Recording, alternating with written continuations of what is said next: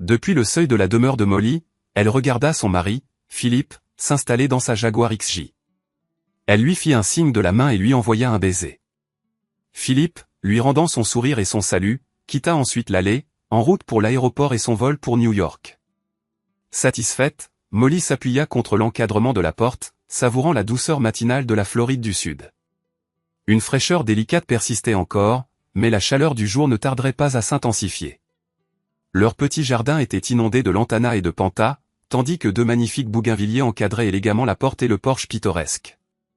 L'air était lourd de parfums floraux, tandis que des papillons voletaient de fleur en fleur. Molly, rousse de 30 ans, était dotée de beauté, de sociabilité et d'une indépendance farouche. Elle était éditrice dans une maison d'édition spécialisée principalement dans les romans d'amour et autres fictions destinées aux femmes. La technologie moderne facilitait le travail à distance, lui permettant de transformer la deuxième chambre de la maison de ville en un bureau à domicile entièrement fonctionnel. Philippe et Molly étaient mariés depuis 7 ans. Philippe avait 19 ans de plus qu'elle. Leur différence d'âge avait initialement choqué famille et amis, mais Molly expliqua à sa jeune sœur et à quelques confidentes que les hommes plus âgés offraient de la patience et étaient des amants exceptionnels qui savaient comment plaire à une femme, un contraste frappant avec certains hommes plus jeunes qu'elle avait rencontrés. Après tout, chacun sait que le vin vieux est préféré au vin nouveau, en raison de son goût supérieur et de sa plus grande complexité. Il ne nuisait certainement pas au fait que Philippe soit riche, très riche, en réalité. Originaire d'Amérique du Nord et ancien élève de Harvard, il avait considérablement accru la fortune familiale grâce à sa florissante entreprise internationale d'électronique. Bien que Molly ne se considérât pas comme une chercheuse d'or, elle estimait qu'il était prudent pour une femme de considérer les avantages potentiels qu'un prétendant pourrait apporter au mariage. Molly avait migré du Kentucky, un État pauvre et froid, vers la Floride du Sud, à la recherche de possibilités d'études qui n'existaient pas dans sa ville natale. Elle trouva les deux. Philippe remarqua d'abord la jeune femme éblouissante travaillant comme serveuse dans une boîte de nuit alors qu'elle poursuivait ses études supérieures en anglais dans une université locale. Pour des raisons qu'il avait du mal à articuler, il fut immédiatement captivé, et leur mariage suivit rapidement. Finalement, Molly devint une jeune femme heureuse en mariage, bien soignée et choyée, tout en poursuivant une carrière qu'elle aimait. Pendant la fin de l'hiver et le printemps, le couple résidait dans sa maison de ville en Floride. Inversement, au plus fort de l'été et tout au long de l'automne jusqu'au Nouvel An, ils occupaient leur résidence principale, beaucoup plus grande, près de Highlands, nichée dans les montagnes de Caroline du Nord. Ce domaine de montagne était une véritable demeure, avec du personnel à l'année et tous les attributs d'une richesse authentique. La maison de ville de Floride du Sud leur servait de refuge privé, réservé exclusivement à eux deux.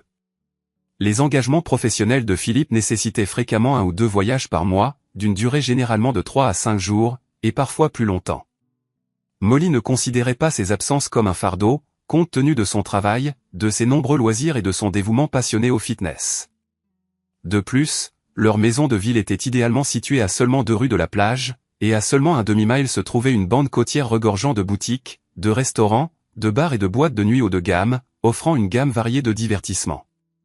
Elle et Philippe fréquentaient souvent ces établissements ensemble, et lorsqu'il était absent, elle n'hésitait pas à s'y aventurer seule. Après tout, elle était une femme adulte et moderne. Molly regarda la voiture de son mari disparaître sur la route en direction de l'aéroport. C'était un homme bon et un mari merveilleux. Elle, à son tour, était une épouse dévouée et fidèle. Enfin, c'était peut-être une légère exagération. Elle était en effet profondément dévouée à Philippe, et ensemble, ils formaient un couple splendide. Cependant, elle était aussi une femme vibrante, jeune et intensément sensuelle, mariée à un homme plus âgé d'une autre génération. Une telle combinaison entraînait parfois des complications désagréables. Environ 3 ou 4 ans auparavant, Molly avait commencé à succomber à l'attrait séduisant de la tentation physique pendant les absences de Philippe. Peut-être avait-elle dévié 1 ou 2 fois au fil des ans. Non, ce n'était pas tout à fait exact non plus. C'était peut-être plus fréquent que cela. Disons simplement qu'elle était une femme amicale et facile à vivre, avec un appétit sexuel sain, et laissons cela ainsi. Dans les temps anciens, un mari possédait pleinement sa femme et ses attributs physiques. Dans le monde contemporain, cependant, les droits d'un mari sur la propriété physique de sa femme ressemblaient davantage à un contrat de location qu'à un acte de propriété. Par conséquent, lorsque le locataire, en l'occurrence le mari, était incapable d'utiliser les locaux, il semblait raisonnable que le propriétaire, en l'occurrence la femme, puisse sous-louer ses biens à un autre homme pendant l'absence du locataire. Dans cette optique, les activités extra-conjugales de Molly pourraient être interprétées comme celles d'une femme d'affaires avisée, optimisant le rendement et l'utilisation de ses précieux atouts physiques, très prisés sur le marché. Après tout, Molly n'était qu'une jeune femme choyée qui s'adonnait occasionnellement à des rencontres badines pour le plaisir et l'excitation, sans nourrir d'intentions sérieuses. Philippe était un homme cosmopolite, cultivé et sophistiqué, doté d'un sens des affaires exceptionnel. C'était un réaliste convaincu qui ne se faisait aucune illusion. Il comprenait que les hommes ne manqueraient pas de faire des avances à sa jeune et jolie femme dès qu'il aurait le dos tourné, et que sa jeune épouse serait à son tour fortement tentée par les jeunes étalons virils de son âge. Comment en serait-il autrement? C'était un récit séculaire, fréquemment dépeint dans la littérature et inlassablement rejoué dans la vie réelle. Philippe considérait qu'il possédait une Ferrari. Un tel trésor, sous la forme d'une épouse, n'avait que peu de valeur s'il restait enfermé dans un garage. De temps en temps, il fallait autoriser une Ferrari à filer librement sur la route. Et si quelqu'un désirait goûter au plaisir de conduire une œuvre d'art physique aussi magnifique, il devait également accepter la possibilité d'écoper de quelques contraventions pour excès de vitesse en cours de route. Philippe était tolérant face aux potentielles incartades sexuelles de sa jeune femme. Bien qu'il n'ait pas d'accord explicite, il était discret dans ses actions, et elle dans les siennes. Philippe informait toujours sa femme de son itinéraire de voyage et prenait soin de ne jamais rentrer à la maison à l'improviste. Plus important encore, il ne s'immisçait jamais dans les affaires qui ne le regardaient pas. Généralement, Molly limitait ses flirtations aux périodes où Philippe était en déplacement. Ces rencontres se produisaient le plus souvent lors de leur séjour dans le sud de la Floride. Plus au nord, en Caroline du Nord, la présence de domestiques et de nombreux amis et parents rendait trop risqué de se livrer à des incartades sans provoquer un scandale public. Cependant, dans le sud de la Floride, ils étaient loin de leur cercle social habituel, et la région regorgeait de vacanciers et de snowbirds cherchant refuge contre le froid hivernal. Au sein de cette foule anonyme, la proie était abondante et facilement accessible pour une jeune femme sensuelle comme Molly. Molly jeta un coup d'œil au bout de la rue, en direction de la plage. Ah, André. Il marchait d'un pas vif, parfaitement à l'heure. C'était un homme mince, aux cheveux bruns, joyeux, d'environ son âge. Elle agita la main avec enthousiasme et lui adressa un large sourire. André lui rendit son salut. L'année précédente, André avait invité Molly à danser dans une boîte de nuit, et une chose en avait rapidement entraîné une autre. Il était parisien et semblait riche, puisqu'il prenait chaque printemps un mois de vacances pour se détendre dans le sud de la Floride. Il possédait une grande maison en bord de mer située à quelques pâtés de maison de la maison de ville de Molly, et il s'y retrouvait occasionnellement lorsque Philippe était absent. Mais aujourd'hui, André était venu la voir, désireux de raviver leur liaison passionnée de l'année précédente. Il était arrivé seulement hier, et après l'avoir appelé peu de temps après, il avait été ravi d'apprendre que son mari partait ce matin même. Un frisson d'excitation parcourut le corps de Molly. Eh bien, on connaît la réputation des amants français, et elle pouvait personnellement attester qu'elle était bien méritée. Molly était captivée par le charme exotique et ténébreux de son amant étranger, lui rappelant les héros de ses romans sentimentaux qu'elle corrigeait. Son anglais avec un accent était irrésistiblement sensuel, la réduisant à un tas de nerfs. Le sexe avec son mari était merveilleux. Le sexe avec André était une indulgence épicée et interdite dans l'inconnu et le dangereux. Elle savourait ces deux expériences. C'étaient simplement deux domaines distincts d'expériences sensuelles qui ne se croisaient jamais. Au moment où André montait sur le porche, Molly tendit la main, l'attira à l'intérieur et ferma la porte. Elle l'embrassa et le couvrit d'un baiser passionné. André lui rendit sa passion. Molly rompit le baiser, se retourna et, haletante d'anticipation, conduisit André à l'étage, dans la chambre principale. En entrant, elle commença à le déshabiller, et il répondit de même. Le couple nu se dirigea rapidement vers le lit. C'était un lit en fer à l'ancienne, assez haut pour que Molly doive faire un petit saut pour s'asseoir sur le bord. André la poussa doucement sur le dos et s'agenouilla à côté du lit. Il commença à embrasser les précieux atouts de Molly avec une exquise tendresse. Ses mains se posèrent sur ses seins, les malaxant et les caressant, provoquant de doux gémissements de plaisir sur ses lèvres. Molly emmêla ses doigts dans les cheveux bruns d'André et l'attira plus près. Puis vint le bruit de pas dans l'escalier et un appel fatal, « Chérie ». Parce que son attention était complètement absorbée par les attentions d'André entre ses cuisses, Molly n'entendit pas la voiture de son mari se garer, le léger clic du verrouillage automatique des portières, ni le bruit de la porte d'entrée qui s'ouvrait. C'était le moment le plus redouté de toute liaison adultère, le mari, qui ne se doute de rien, apparaissant soudainement sur les lieux. La tête d'André se releva brusquement de l'entrejambe de Molly, ses yeux écarquillés d'alarme. Du point de vue de Molly, qui le surplombait, il ressemblait à une marmotte effarouchée sortant de son terrier pour vérifier si le danger la guettait. Sans la catastrophe imminente de l'arrivée de son mari sur les lieux de la passion, Molly aurait bien pu éclater de rire en voyant André figé de terreur entre ses cuisses. André siffla son mari. Alors que Molly chuchotait frénétiquement, une voix calme, mais proche, s'interposa. « Mon mari, chérie, c'était Philippe. La compagnie aérienne vient de m'envoyer un message, mon vol a été annulé. Je prendrai le prochain vol. » Le couple bondit hors du lit. Ils entendirent les pas lents et délibérés de Philippe gravir l'escalier, chaque foulée un bruit sourd et inévitable, représentant le destin qui s'approchait inexorablement. André saisit la main de Molly, chuchotant hystériquement, « Mon Dieu, qu'est-ce qu'on fait ?» André était terrifié, et Molly reconnaissait que sa peur était justifiée. Un mari trahi découvrant un invité non désiré dans le lit de sa femme réagit souvent violemment, dirigeant la plus grande partie de sa rage vers l'intrus. La carrure musclée et athlétique de Philippe avait été un atout majeur de son attrait initial. Dans sa jeunesse, il avait même été un boxeur poids lourd modérément prospère au club de boxe de Harvard. André, à l'inverse, était plutôt un intellectuel, attiré par la poésie et l'art plutôt que par le sport. Si une confrontation devait avoir lieu, l'issue ne faisait aucun doute. Malgré leur différence d'âge, il n'y avait guère d'option, affronter la colère de Philippe et se rendre, ou cacher André quelque part. L'esprit de Molly s'emballait alors qu'elle évaluait la détérioration de la situation, tel un général sur un champ de bataille s'efforçant d'éviter une défaite totale. Philippe était déjà trop près pour qu'André puisse se faufiler dans son bureau à domicile dans la deuxième chambre.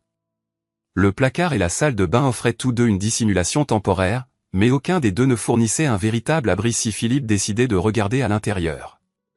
Cependant, le lit ancien offrait un dégagement de près de 75 cm, avec un couvre-lit tombant presque jusqu'au sol. Molly poussa André vers le lit, sifflant avec urgence, « Va te cacher complètement en dessous et reste immobile, quoi qu'il arrive. » André n'hésita pas. Il se laissa tomber au sol, heurtant la barre de fer inférieure avec un bruit sourd. Il grogna, s'arrêta un instant, et se massa le front. Molly posa son pied sur les fesses nues d'André, le poussant vers l'avant en chuchotant désespérément, « Pour l'amour de Dieu, dépêche-toi. » André redoubla d'efforts, rampant sous le lit. La dernière chose que Molly vit furent ses pieds qui traînaient et le mouvement frénétique de ses jambes nues et de ses fesses disparaissant sous le cadre. Mon Dieu, ça se transforme en une farce de vaudeville, ou une de ces comédies shakespeariennes embrouillées, pensa-t-elle. Molly lissa rapidement le couvre-lit là où, quelques instants auparavant, il l'avait froissé. Bondissant hors du lit, elle ramassa leurs vêtements et chaussures éparpillés sur le sol. Elle se précipita dans la salle de bain, fourrant le tout dans le panier à linge. Elle chanta doucement, « Je suis dans la salle de bain, chérie, je suis juste en train de faire couler un bain. » Sur ce, Molly ouvrit le robinet. Elle était une femme ingénieuse qui appréciait parfois un bain sensuel tout en lisant un roman à l'eau de rose. Au moins, cela fournissait une explication plausible à sa nudité. Molly se précipita de nouveau dans la chambre, cherchant la moindre preuve compromettante qui pourrait alerter son mari de la présence d'un intrus. Voilà. Une des chaussures d'André avait échappé à sa pile de vêtements ramassés à la hâte. Au lycée, Molly avait été une excellente joueuse de soccer. D'un coup de pied rapide, elle envoya la chaussure voler sous le lit. Dans sa panique, elle avait peut-être mis un peu trop de force, car un grognement surpris émana immédiatement d'en dessous. Conservant une apparence de calme, Molly s'approcha de la porte de la chambre, força un sourire agréable et demanda, « Qu'est-ce que tu as dit qu'il était arrivé à ton vol, chérie ? Quelque chose ne va pas ?» Philippe franchit le seuil de la porte. Sa silhouette grande et musclée, vêtue d'un costume brioni sur mesure, rayonnait de confiance et de masculinité. « Oh, oui, se rappela Molly. C'est l'homme que j'ai épousé, et pour de bonnes raisons. »« Oh, non, tout va bien. La compagnie aérienne m'a envoyé un SMS à mi-chemin de l'aéroport pour me dire que mon vol était annulé, et ils m'ont réservé une place sur un vol ultérieur. Je t'ai envoyé un. » Philippe se figea au milieu de sa phrase, fixant la vue inattendue de sa belle femme nue le regardant, ses yeux marron clair pétillant d'amusement. Peut-être que cette étincelle était de la peur, ou de l'excitation, ou peut-être un mélange des trois. Je ne m'attendais pas à un accueil aussi chaleureux, dit-il maladroitement. Bref, comme je disais, je t'ai envoyé un message pour te faire savoir que je revenais et je te proposais qu'on prenne un café ensemble avec un de ces délicieux muffins aux myrtilles que tu as préparé ce matin. » Parmi ses nombreux talents, Molly était aussi une cuisinière douée. Elle aimait préparer des repas et des friandises culinaires pour Philippe. Molly prit une pose audacieuse, penchant sa hanche et posant une main avec insolence dessus. « Ah, j'avais laissé mon téléphone en bas et je n'ai pas vu ton message. »« Eh bien, je comptais juste me prélasser un peu dans le bain avant de commencer mon travail de montage, » continua-t-elle sur un ton taquin. « Je suppose que je pourrais être persuadée de repousser ça pour un café et des muffins avec mon mari. » Molly se retourna et retourna dans la salle de bain pour couper l'eau. Elle cria par-dessus son épaule, « Et combien de temps as-tu, chérie ?» Au moment où Molly attrapa le peignoir accroché à la porte de la salle de bain, deux bras forts l'enlacèrent soudainement et la soulevèrent du sol sans effort. Philippe porta sa femme qui se débattait et riait jusqu'au lit et la déposa face contre le dessus de lit. Il la maintint là d'une main tout en se déshabillant de l'autre, tandis qu'elle essayait en jouant de se dégager. Bien qu'elle n'ait aucun désir réel d'échapper à ce qui se passait, Philippe rit et dit « Ah, petite chipie. J'ai juste assez de temps pour une petite galipette avec ma femme, et ensuite, café et muffins. » Pris de panique, André s'allongea face contre terre et immobile sous le lit. Son front palpitait à l'endroit où il avait heurté le cadre du lit, et son visage brûlait là où le coup de pied de Molly avait atterri.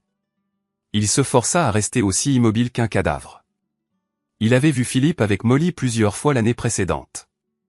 Il n'avait absolument aucun désir de se retrouver face à face avec cet homme imposant dont il avait si complètement trompé la femme, et qu'il venait d'essayer de tromper à nouveau. André soupçonnait qu'une telle confrontation ne se terminerait pas bien pour lui. Dessous le lit, André pouvait entendre chaque mot échangé entre mari et femme, et pouvait observer ce qui se passait, ou du moins ce qui se passait sur le sol. Il entendit le bruit sourd et doux lorsque Molly atterrit sur le lit au-dessus de lui et vit les vêtements de Philippe tomber en cascade sur le sol, puis être jetés de côté. Apparemment, Philippe s'était positionné entre les jambes de Molly. André réalisa avec effroi qu'il avait déjà fait monter le moteur de Molly à plein régime avant l'arrivée de son mari. Maintenant, elle était toujours excitée et pleinement excitée, le lit commença à bouger rythmiquement, accompagné des soupirs réguliers et béats de Molly qu'André connaissait si bien depuis l'année précédente. Alors que le rythme s'accélérait, André commença à craindre que le cadre en fonte bicentenaire ne subisse une fragile fracture de fatigue, le piégeant sous le sommier à ressort et les corps vibrant violemment au-dessus. Le lit trembla, craqua et gémit comme s'il était en pleine crise de nerfs. Le bruit régulier de chair rencontrant chair était ponctué par les cris sauvages de Molly. « Oh oui, chérie. Oh oui. » Finalement, Philippe laissa échapper un rugissement profond et bestial, se dressant sur la pointe des pieds alors que les jambes de Molly disparaissaient de la vue d'André. Ces gémissements extatiques, « Oh, oh, oh mon Dieu !» annoncèrent que toutes les parties étaient parvenues à une conclusion très satisfaisante. Haletant, le couple s'assit sur le bord du lit pour reprendre son souffle. Molly haleta, « Oh mon Dieu, je suis tellement contente que ton vol ait été annulé. » André, soulagé que le cadre du lit ait survécu à la charge dynamique de la célébration énergique du couple, observa leurs chevilles se diriger vers la salle de bain. Molly donna une petite tape taquine à Philippe vers la douche et ordonna, « Prends une douche rapide, habille-toi et reviens. Je vais faire du café frais et réchauffer les muffins. » Molly attrapa son peignoir derrière la porte de la salle de bain et l'enfila. Elle envoya un baiser à son mari pendant qu'il se douchait, puis retourna discrètement dans la chambre. Se dirigeant sur la pointe des pieds vers le lit, elle s'agenouilla et jeta un coup d'œil en dessous. Elle dut se couvrir la bouche de sa main pour étouffer un rire. Là gisait André nu, complètement immobile, juste en dessous de l'endroit même où son mari venait d'éteindre ses feux. Une ironie ridicule qui chatouillait le sens de l'humour de Molly. Un vilain bleu et jaune s'était formé sur le front d'André à l'endroit où il avait heurté le cadre du lit, et son œil droit commençait à s'assombrir à cause de l'impact de son coup de pied plus tôt. « Oh, pauvre chérie !» murmura doucement Molly. Elle mit un doigt sur ses lèvres et murmura, « Chut. Ne bouge pas. Le plancher craque, il t'entendra. Je viendrai te chercher quand la voie sera libre. » André acquiesça pour montrer qu'il comprenait. Molly se releva, ramassa les vêtements de Philippe sur le sol et les emporta dans la salle de bain. Puis elle descendit. Quelques minutes plus tard, Philippe termina sa douche, s'habilla et la suivit en bas. André resta immobile comme une souris d'église. Il n'avait absolument aucun désir de se retrouver face à face avec Philippe sur son propre territoire. Alors qu'il devenait de plus en plus tendu dans sa cachette exiguë, Il pouvait entendre la voix agréable et mélodieuse de Molly et les tons plus profonds de Philippe ponctués de légers rires alors que le couple savourait son café et ses muffins. Ensemble, le couple affectueux était assis directement en dessous de l'endroit même où l'amant contusionné et humilié de la femme était caché. Finalement, Molly jeta un coup d'œil à l'horloge et s'exclama « Chérie, c'était merveilleux, mais si tu veux prendre ton vol, tu ferais mieux d'y aller. » Philippe soupira. « Tu as raison. C'était vraiment merveilleux, mais je dois partir. » Le couple échangea un baiser chaleureux sur le seuil, et Molly regarda son charmant mari s'éloigner en voiture pour la deuxième fois ce matin. Alors qu'elle se retournait pour monter à l'étage, son téléphone émit un signal sonore sur la table du couloir, signalant un nouveau message. Il y avait 2 SMS de Philippe, l'ancien, concernant l'annulation de son vol et son retour à la maison, et un nouveau, qui venait d'arriver. « Merci pour cette merveilleuse matinée. Ne t'amuse pas trop sans moi aujourd'hui. » Suivi d'un emoji clin d'œil. Un sourire énigmatique se dessinant sur ses lèvres, Molly resta assise sur l'escalier, le regard fixé avec contemplation sur le message. André, toujours le paramour dévoué, continuait sa veille sous le lit, attendant patiemment sa libération. Il pouvait, pensa-t-elle, prolonger son séjour dans cet espace confiné. Elle avait besoin de temps pour l'introspection. Était-il concevable que Philippe ait une vague idée de la présence d'André? La référence à s'amuser aujourd'hui couplée à l'émoji clin d'œil suggestif fit naître en elle une conjecture inquiétante. Après tout, cela pouvait aussi être parfaitement innocent. On ne voyait pas comment Philippe aurait pu deviner l'occupation clandestine de leur maison par André. Néanmoins, elle reconnaissait l'acuité surnaturelle de son mari. Il possédait une dextérité intellectuelle capable de déjouer même Sherlock Holmes. Avait-il délibérément escorté sa femme juste au-dessus de son amant, par amusement? Ou peut-être par dépit? Ou était-ce simplement une coïncidence? On pouvait difficilement prédire quelle conclusion l'intellect formidable de Philippe pourrait tirer des événements de la matinée. Molly se demandait fréquemment si son mari nourrissait des soupçons, ou même s'il avait une connaissance tacite de ses escapades occasionnelles et imprudentes en dehors de l'alliance conjugale. Elle appréciait certainement sa tolérance et son indulgence ostensible envers ses incartades, et s'efforçait avec diligence de maintenir une discrétion absolue, de peur de lui causer de l'embarras. Pendant de longues minutes, Molly resta assise sur les marches, plongée dans une profonde contemplation. Philippe était indubitablement un parangon de mari, vraiment exceptionnel. Son âge avancé présentait à la fois des avantages uniques et des inconvénients inhérents. Dans le cas particulier de Philippe, les avantages surpassaient incontestablement les inconvénients. Pourtant, elle se rappela tristement que les femmes unies à des maris plus proches de leur propre âge chronologique partageraient probablement une durée de bonheur conjugal significativement plus longue que ce qu'elle et Philippe pouvaient raisonnablement anticiper. Peut-être le moment était-il venu pour elle de mûrir et d'embrasser son mariage avec plus de sérieux. Avec une prompte détermination, Molly composa un message à son mari. Il disait « Changement de programme, chérie. D'abord, je vais me débarrasser des ordures. Ensuite, je vais préparer mes affaires et réserver un billet pour le vol de l'après-midi vers New York. Veuillez informer le personnel de la réception du Four Seasons que votre femme vous rejoindra plus tard dans la journée. » Elle conclut le message avec le même emoji clin d'œil qu'il lui avait envoyé. Et par la suite, Philippe seul pilota sa Ferrari fougueuse et flamboyante, et les contraventions pour excès de vitesse cessèrent complètement. Hvad der foregår herovre? Jeg fik at vide, at jeg skulle finde en heks. Den fandt jeg, og så døde jeg. Der er en heks. Prøv at gå ind her. Prøv at gå ind her. I det her hul. Prøv at gå ned i hullet, Katie.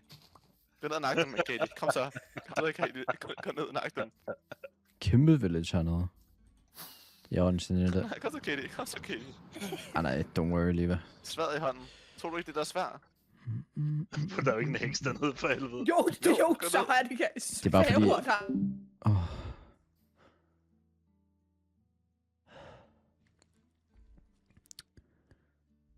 Det var fordi, der er så mange ting, jeg skal bruge til de der andre achievements. Helt klart damehjælp. Jamen, jeg tror bare, der vil... Jeg ved det ikke lige.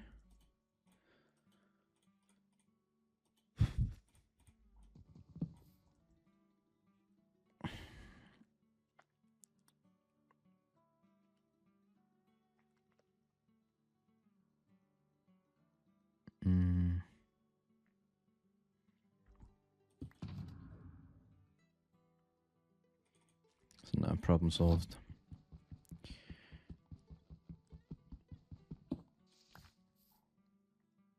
Jeg kan ikke huske det op fedt. Jeg tror, lad os bare køre med de der 4, så må jeg bare finde resten.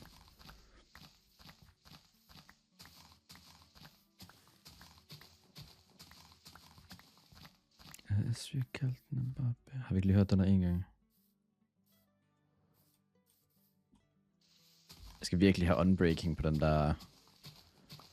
Du har ikke fået en villager med unbreaking endnu, vel, Liva? Jeg kan lægge dig som Mario.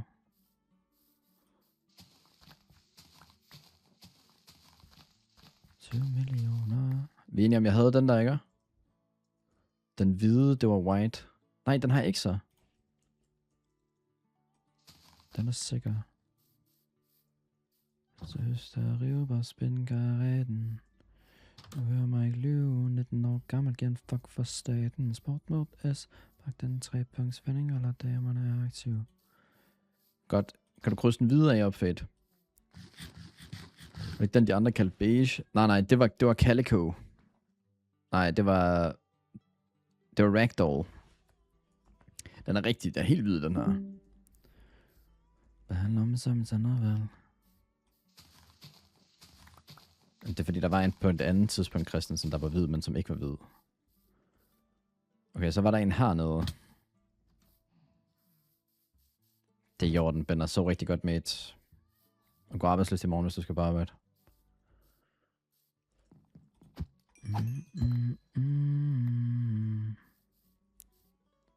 Søster, rive bare spændkaretten.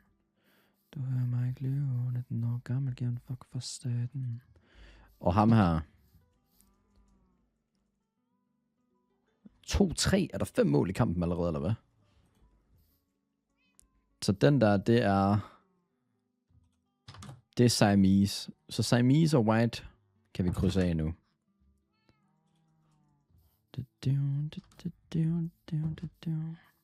Jeg overvejer lidt bare at begynde at trade noget af alt det der weed med dem her, faktisk. Og lige fjerne dem her, nu når der er villagers. Altså, hvorfor har I sat Europa League Anthem i kø? Er I helt kogt?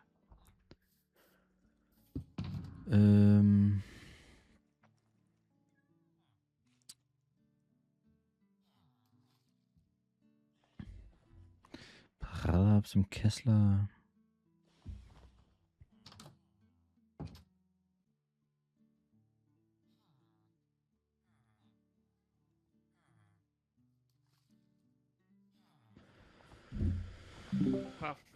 Du havde fakler, eller hvad? Ja. Det er så typisk. Ikke, der kommer flere dernede. Jeg tror også, det er din båd, Sjælland. Ja, tak. Wait, jeg har skudt af fakler. Jeg har taget dine fakler. Ja, det skulle da ikke undre mig. Din 20-knægt. Ja. Var det han, det her? Jeg troede lige, der hoppede noget død igen. Ja, det troede jeg faktisk også. Mm.